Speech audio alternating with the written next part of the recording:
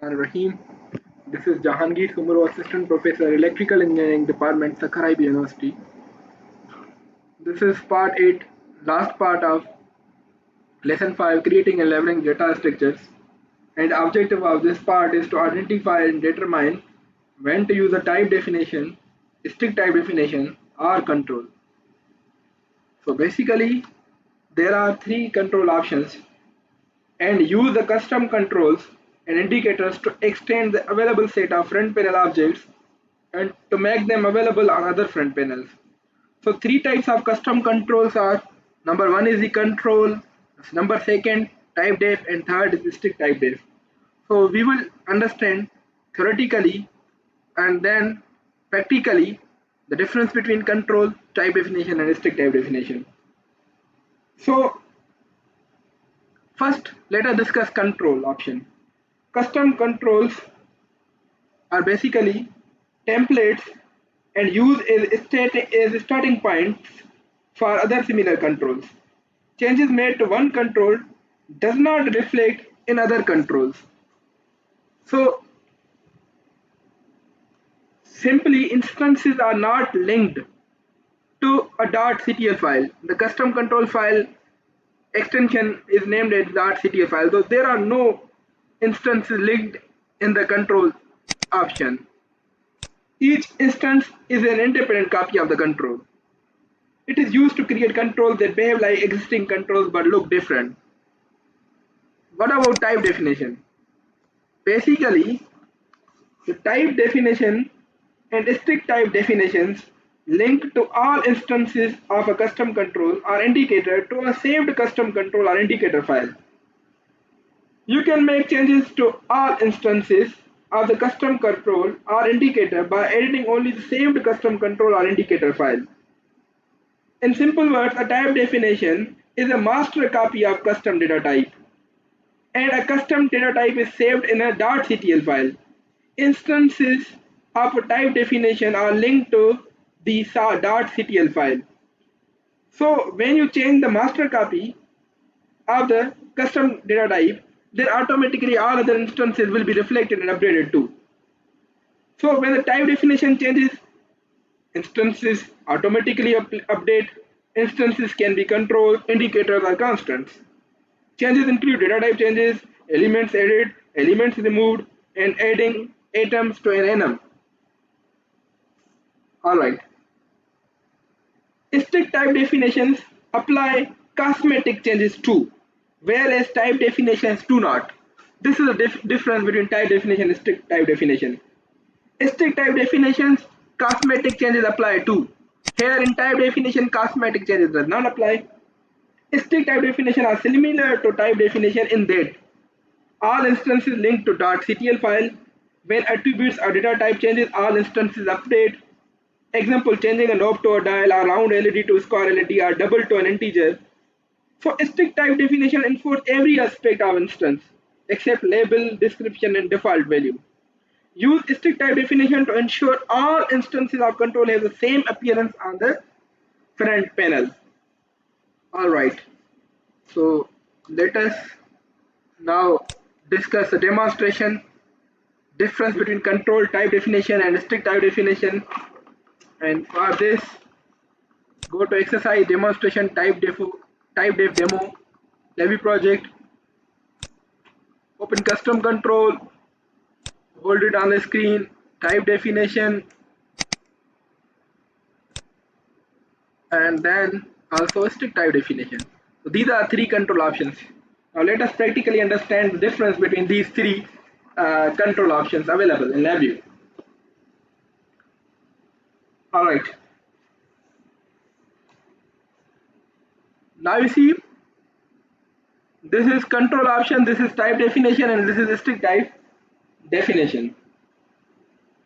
So add a boolean push button to cluster in each CTL, here, here, and here.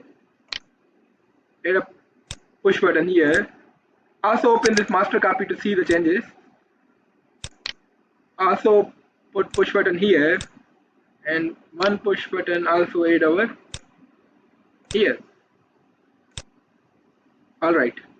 So you see The type definition and strict type definition are grayed out, because when you make the change in master copy, the this change will reflect and update on all the instances that are tied with this master copy.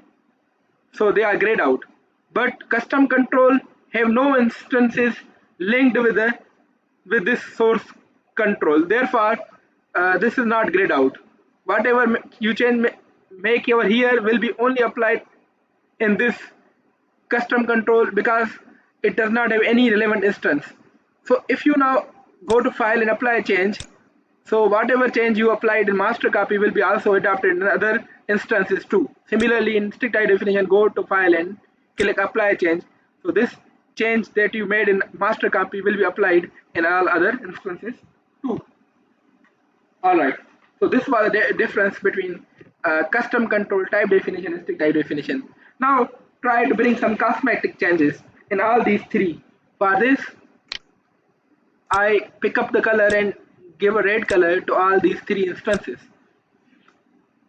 Now one thing you notice is that custom control is not grayed out. Whatever you make change over here, it is only related here, because instances are not linked with this copy. But here these two are grayed out. If I click file and apply change, you see cosmetic changes do not apply on the type definitions, so appearance remain the same. But when I apply changes in a strict type definition, you notice that cosmetic changes are applied to, and this is the difference between a type definition and strict type definition. In a strict type definition, cosmetic changes appearance also change. This is the difference. Okay, all right, now close it and save it. Similarly, close and save, close and save. One last thing I want to discuss here: if you had a numeric control, another control here in custom control, now you see this is added. But if I add custom control here in this type definition, this is not added. In strict type definition, this is not also added. Why? Because if you want to make any changes, please do remember you have to make changes in the master copy and not in other copies. Only the change will be applied in master copy, and then it will be automatically updated in all other instances. Please note this thing. Now let me show you how can you convert a custom control into type def. For this, you right click and make type def, and when you make type def, this glyph mark, black glyph, you can see this is a symbol of type definition. And then how can you apply the change? Open type def and apply any change, add anything. Let us say I want to add one vertical point slider here, and then I go to file and apply changes. So you see this change is also applied in other instances too. Alright, so I hope now the difference between custom control, type definition and strict type definition is crystal clear.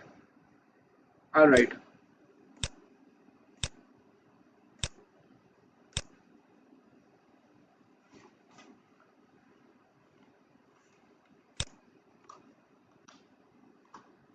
Now let us move to the exercise 5.3. In exercise 5.3, we will learn to use type definitions. The goal is to improve the scalability of your application by using the type definitions made from the custom cluster controls, indicator and constants of a particular data type. Scenario is, as a LabVIEW developer, you can encounter situations where you need to define your own custom data types in the form of clusters and enum. A challenge associated with using custom data type is that you may need to change them later in deployment. In addition, you may need to change them after they have already been used in VIs. For example, you create copies of a custom data type and use them as controls, indicator or constant in one or more VIs. Then you realize that the custom data type needs to change. You need to add or remove or change items in the cluster data type or the enum. Like in previous exercise 5.2, you created a weather data cluster, and suddenly after a few days you realize that there should be some change in this weather data cluster. The change, suppose like that you want to create an enum for the user to select the temperature either in Fahrenheit or centigrade, and you want that this change should be done in the weather data cluster. So as a developer, you must ask yourself the following questions. What should happen to the copies of custom data types used in the VI that are already saved?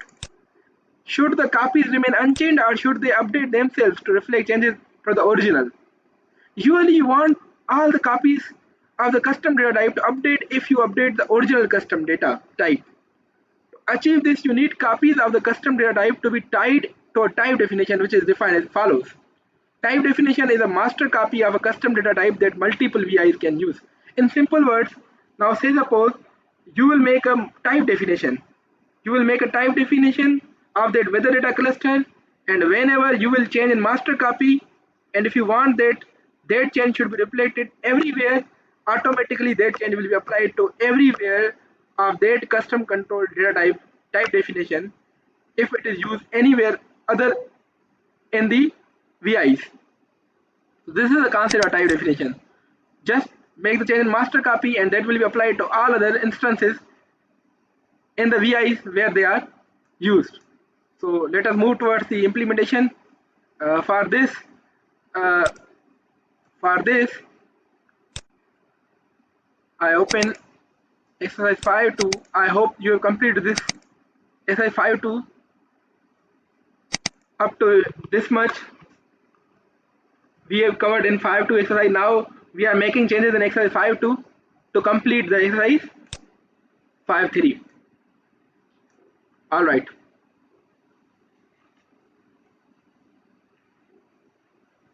Now experiment with the changing in existing cluster. Place a file path control silver in the weather data in cluster. In front panel, go to numeric or go to string and path and select file path. So you now change the weather data in cluster. Notice the temperature VI is broken now. This is because the weather data in and weather data out clusters are no longer the same data type. They both have now different data type.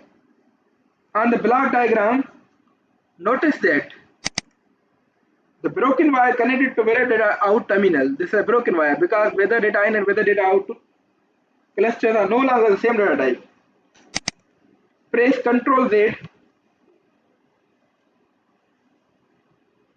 Press Ctrl Z to undo the addition of the file path control, and now you see this problem is resolved.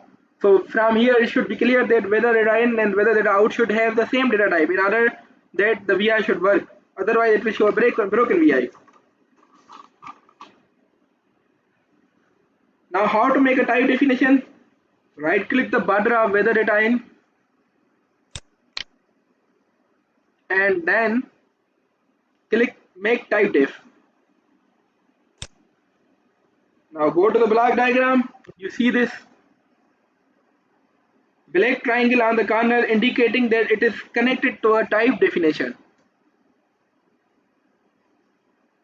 Right click the border of the weather data in control and select open type def. Click open type def. To display the custom control data window is shown in figure, this figure. Now the window looks like a front panel of a VI, but it does not have a block diagram. If you press Ctrl T, it does not have any kind of block diagram. So the type definition has only front panel, not the block diagram.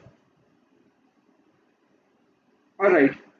And you see here it is type def.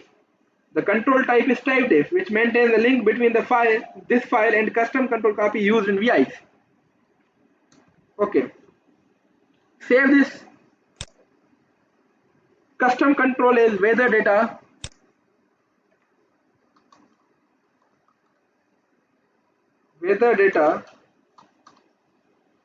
And it is extension uc.ctl. In exercise levy 1 weather warnings.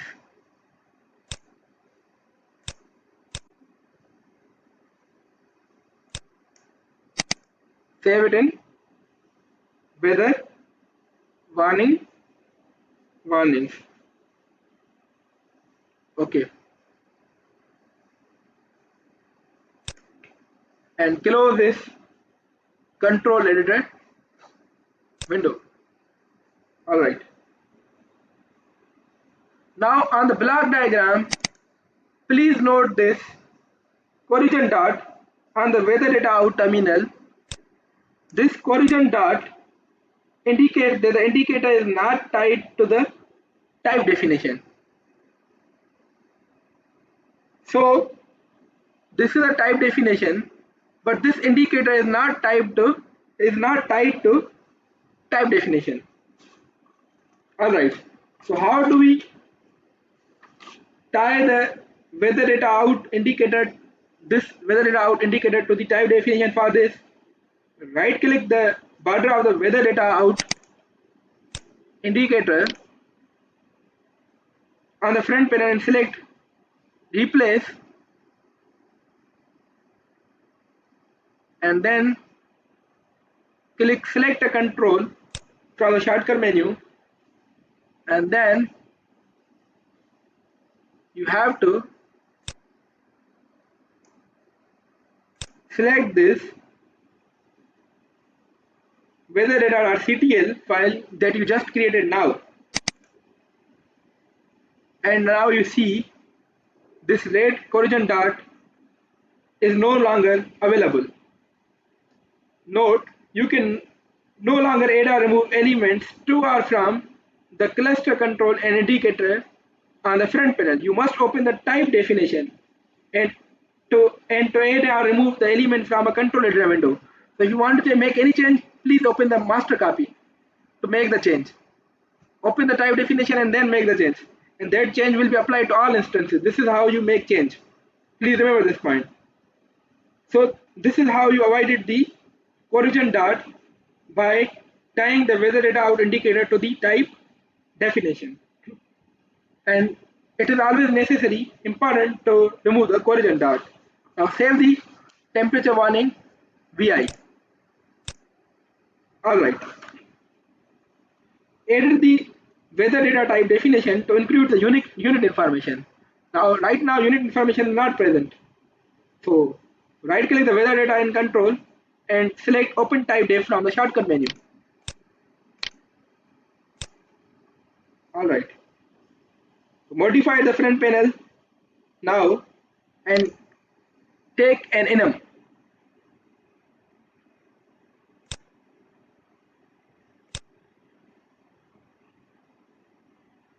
Okay. Right click the enum, go to edit items. Now go to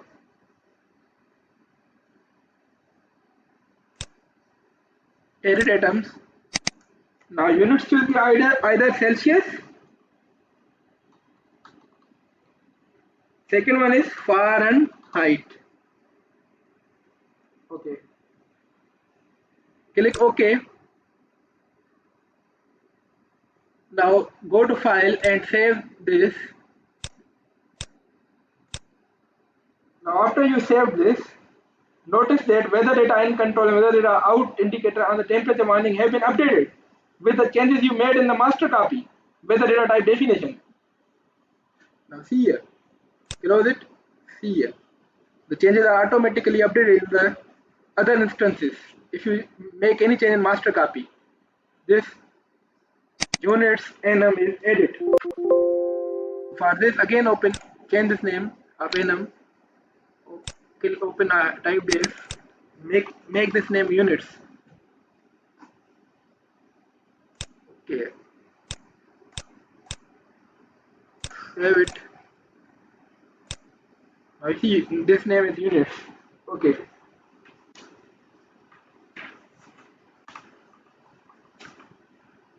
Now you should run this VI and test this VI.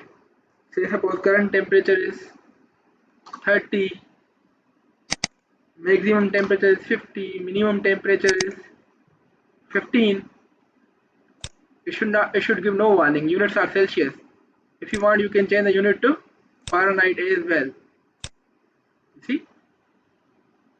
Now if the temperature is 60, it should show heat stroke warning. If the temperature is below 15, say suppose 5 Fahrenheit, it should show freeze warning.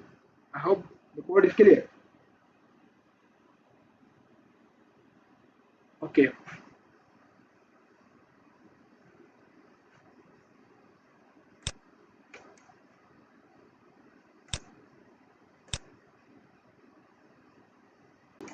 Now finally, I want to add one challenge exercise portion for this exercise 5.3, and for this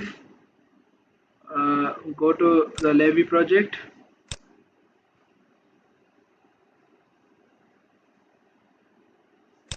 close it, save it. Alright, so for this you need to modify the wind speed warning to augment the weather station application. Add the wind speed warning VI to weather warning project. Okay, for this go to my computer, add one file and go to exercise code 1, weather warnings, support VIs, and select weather warnings, wind speed, wind speed warnings. Open this wind speed warning VI. Okay, and then copy the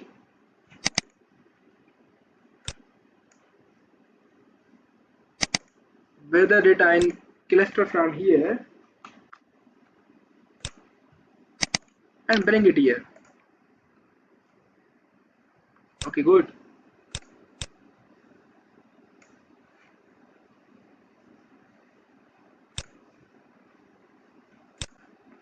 Okay, open this type definition from the shortcut menu. Modify this weather data type definition with wind speed controls. Add some wind speed controls like how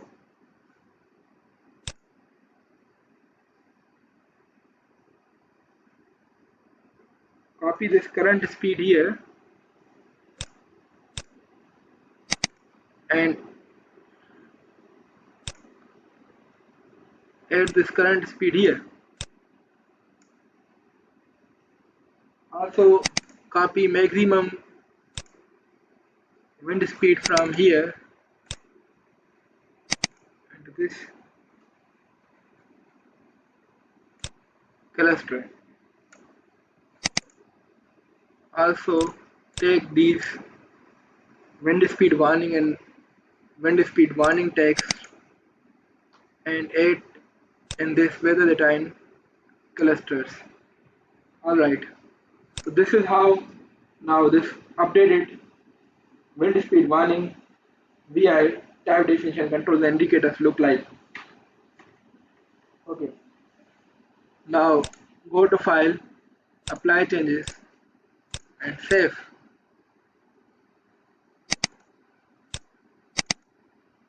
Alright,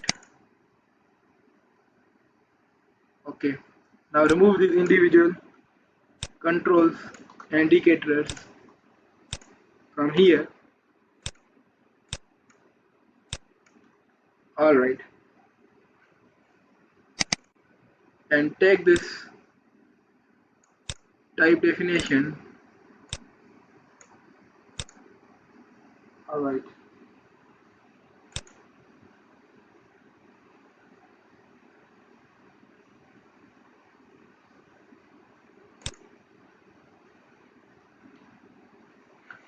now this is weather data in type definition. Go to unbundle by name. It should have one current temperature, current wind speed and maximum wind speed. And from comparison, select greater than or equal to. Alright, and check if current wind speed is greater than maximum wind speed. If it is greater, it should show wind speed warning. Otherwise, there should be no warning. Now go to cluster and take one bundle by name and Then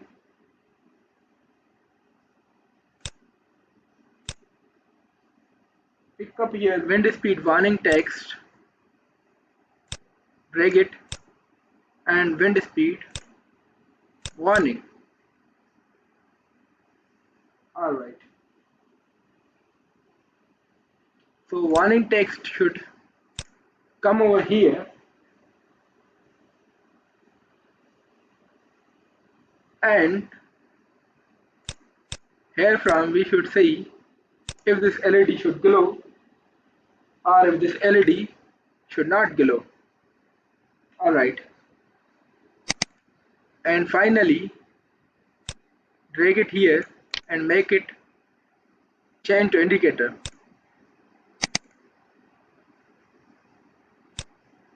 And this is basically weather data out cluster. Connect it here. Now test this code to see if it is working correctly. So if suppose current wind speed is 50, maximum wind speed is 70, like in this case it should show no warning. You see no warning. If it is 80, it classes the maximum wind speed, it should show wind speed warning. So this exercise works fine. So this is all from lesson 5. We completed lesson 5. In next video we will move to lesson 6. Thank you very much.